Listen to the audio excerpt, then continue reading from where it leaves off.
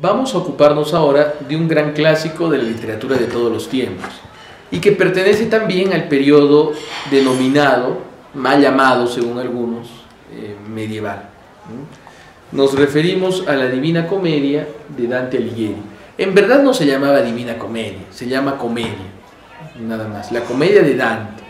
¿Y por qué se llama comedia? Mucha gente se sorprende porque dice, caramba, esta es una comedia en la que no nos reímos mucho. Se refiere este título, comedia, al hecho de que el poema de Dante, porque es un poema épico, acaba bien, ¿no? Entonces, de acuerdo a la clasificación de los géneros literarios de Aristóteles, ¿no?, la comedia acaba bien, la tragedia acaba mal, ¿no? En fin, el comienzo es bastante interesante,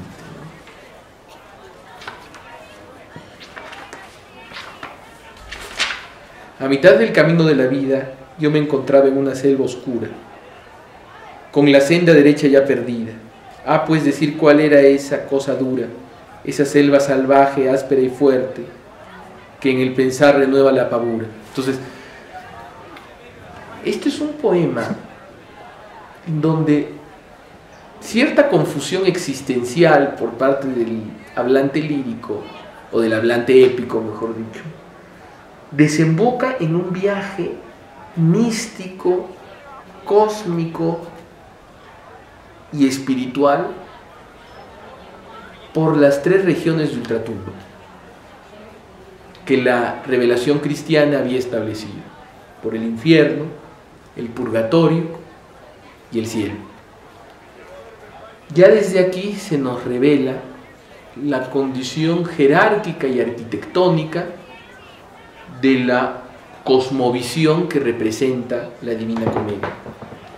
Dante, que es una figura de fines del siglo III, inicios del siglo XIV, atestigua ya los momentos previos al fin de la cristiandad, al fin de la Edad Media, pero a la vez compendia todo el legado cultural de este periodo. Alguno ha comparado a la obra de Dante a las grandes sumas filosóficas medievales, como las de Santo Tomás o Buenaventura, y a las grandes catedrales góticas, ¿no? Es decir, es como un inmenso monumento a la concepción del mundo del cristianismo. En el infierno encontramos a distintos tipos, distintas figuras históricas que representan el desarreglo de las pasiones, la preferencia de lo material y de lo mundano por sobre lo espiritual y lo divino. Pero uno no encuentra, y esa es una de las cosas más admirables en Dante, un moralismo en el infierno. Algunos han querido ver de manera anacrónica en la Edad Media una época de un moralismo rígido, ¿no? Y no es así, nunca ha existido una época de moralismo rígido, a no ser quizás la época victoriana en el occidente de la Revolución Industrial, ¿no?, del siglo XIX, ¿no?, donde sí hubo cierta deshumanización a la hora de hacer encarnar la moral en las costumbres de las personas. Pero en el infierno de Dante lo que encontramos es un mundo profundamente humano, profundamente censurable, pero en donde el poeta no deja de expresar cierta compasión edificante por el destino de aquellos que prefirieron el mundo, que prefirieron la carne y que al final acabaron sirviendo al demonio. Por eso es que Dante, por ejemplo, tiende a tener cierta indulgencia con los pecados de la carne, por ejemplo, que están en uno de los círculos más alejados del centro del infierno. Ahí tenemos el caso de los dos adúlteros famosos, que son Francesca y Paolo de Rimini, y que van como castigo arrastrados por un río que representa a las pasiones. Y le cuentan a Dante, que está acompañado por Virgilio, ¿no?, que es un poeta clásico que representa la razón natural. Le cuentan su historia, ¿no? Le cuentan cómo por leer un libro de caballerías donde se describía un adulterio, leyéndolo juntos, acabaron cayendo en el adulterio.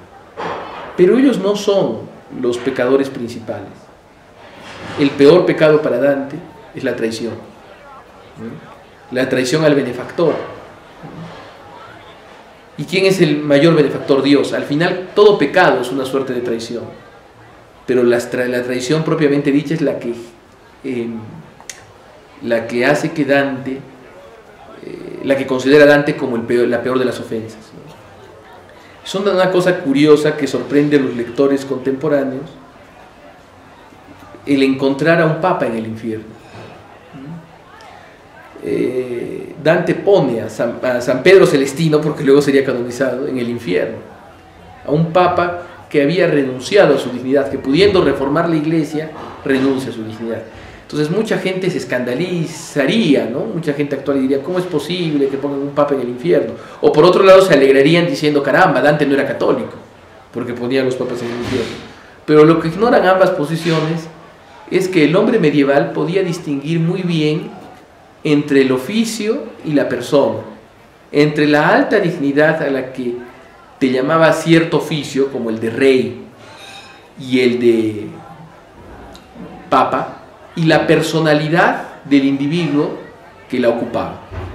Cosa que los totalitarismos, que ya no tienen esa sutileza metafísica que poseía el hombre medieval, confunden, puesto que los totalitarismos caen en el culto a la personalidad. El jefe es infalible e impecable, porque representa una fuerza histórica, ¿no? Y eso en Dante no se encuentra presente. Dante es acompañado por el poeta Virgilio, que representa la razón natural, podríamos decir, hasta las puertas casi del cielo. Pero del cielo para adelante, para los lugares más encumbrados de este cielo contemplativo, de este cielo lleno de belleza, de bien y de verdad, al que Dante va a internarse, en el que Dante va a internarse, ya no lo puede acompañar Virgilio. ¿Quién lo acompaña? Beatriz. Beatriz es la amada de Dante. Y aquí Dante reafirma una verdad antigua, una verdad platónica, la de ver al amor como un impulso contemplativo.